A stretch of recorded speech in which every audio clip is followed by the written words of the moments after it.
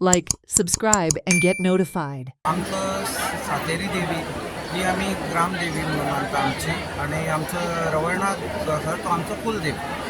आम्ही लहानपणापासून आता माझे 50 वर्ष 50 वर्ष जाली हांव हांगा येता. म्हणजे ल्हान आसतनाच्यान म्हटलेलो म्हज्या वडिलान म्हाका एक मार्ग दाखयलो थंय हांव म्हाका येता. ही तिसरी स्थापना जी हांव पळयता आणि आतां म्हाका एक सामको म्हणजे अनुभव असो आयिल्लो आसा आमच्या देवीचो. जे तुम्ही तिचे कडेन इच्छा करता प्रकट करता ती पूर्ण जाता.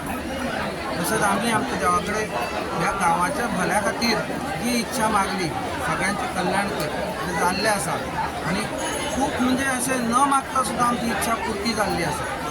आणि ही देवी जी आसा ती साक्षात रुपान आसा.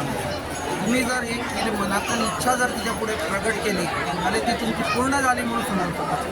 4:30 वाजता वार्षिक वर्धापन दिनानिमित्त श्रींची जी पालखीची मिरवणूक आसा ती पालखीची मिरवणूक पारंपारीक आज गांव खूब वाडलेलो आसा. तेंची अपेक्षा आसा की आपल्या कडेन येवची पण ते आमकां शक्य जायना. आमच्या मनात दिसता पण आमकां शक्य जायना. म्हणून जी पारंपारीक आमची जी वाट आसा त्या वाटे पुरतीच पालखी वयतली.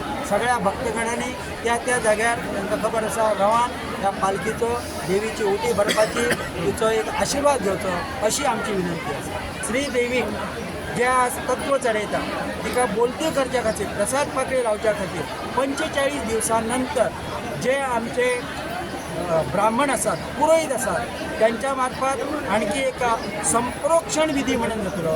देवीक बोलती करपाचो विधी जातलो. हो 45 दिसांनंतर जातलो. तेची तारीख आमी अजून निश्चित करूंक ना. जे ब्राह्मण आमकां सांगतले त्या पद्दतीन लोकांच्या सोयीनुसार शनिवार रविवार असो दवरचो अशी आमची एक कल्पना आसा. Watch on Herald TV.